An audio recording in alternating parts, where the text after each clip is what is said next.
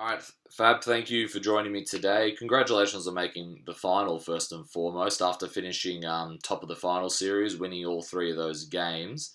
First of all, we'll start with just a little bit of a reflection on your season as a whole. You guys finished second in the league, first in the series, now you're in the final. How would you reflect on how your team's progressed throughout the season? A short and condensed season, of course. Yeah, thanks for that.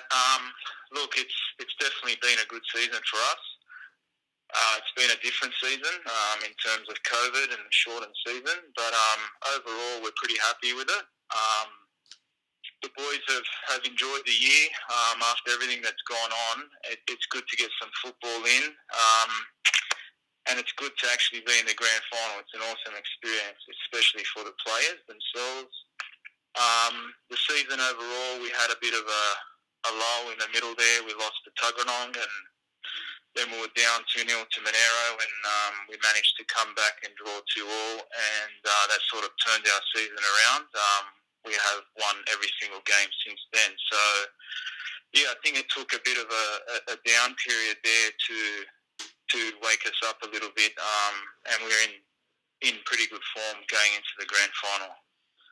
And for those who don't really know sort of the process of 23s, I'm sure as a coach of 23s, there are always changes happening, players moving, up to first grade whenever they're needed, or even, some of the younger players in your team moving down to help out 18 sort of thing as well. Would you just explain a little bit how you try and handle all these aspects as a coach when it's not never really going to be always a concrete team all season? Yeah. I guess that's the most difficult part of coaching 23s. You hit the nail on the head. It's definitely difficult with player movement between 18s and first grade. But I think at Belconnen, we're doing things pretty good. So Paul Makel and Danny Makel, our first grade coach and assistant, are very, very focused on developing youth.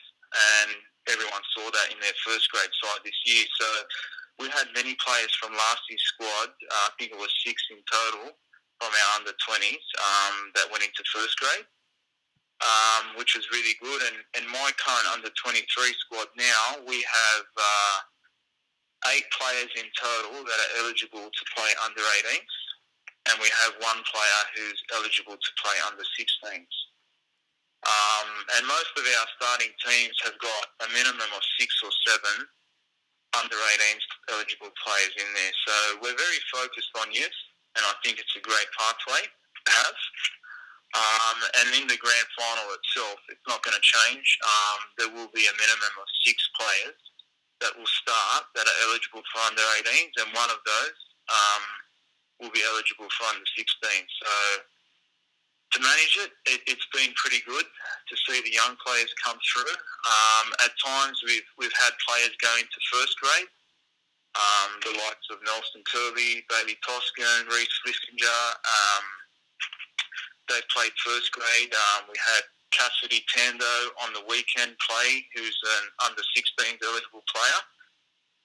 He made his first grade debut, and he's in our under-23 squad. So it just goes to show the amount of youngsters we've used, and it's a testament to Paul and Danny McCaw as well, who've driven the youth focus at the club.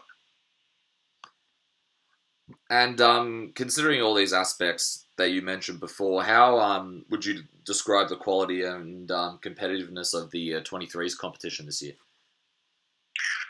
It's been an extremely good competition.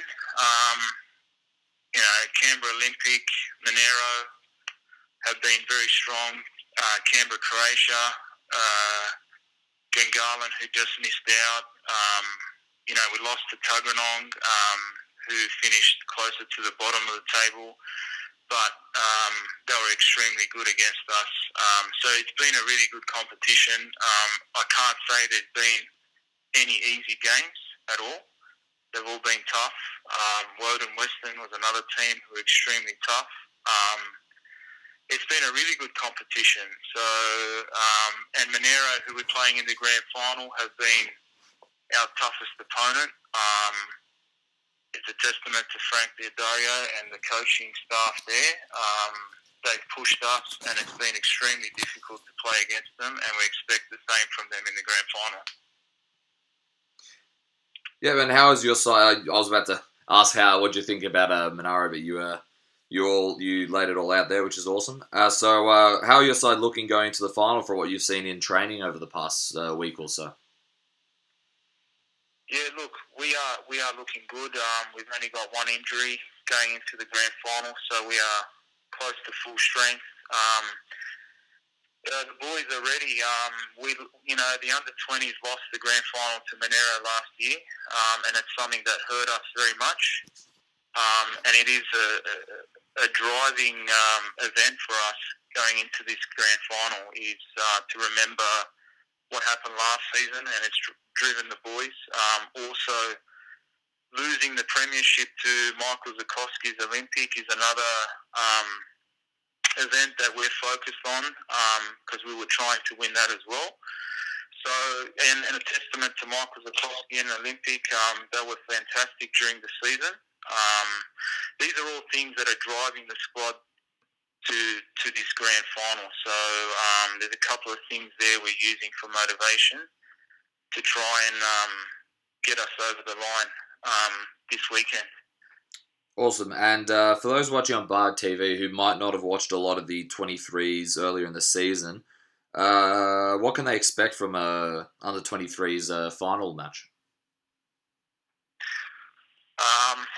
Look, it is a grand final.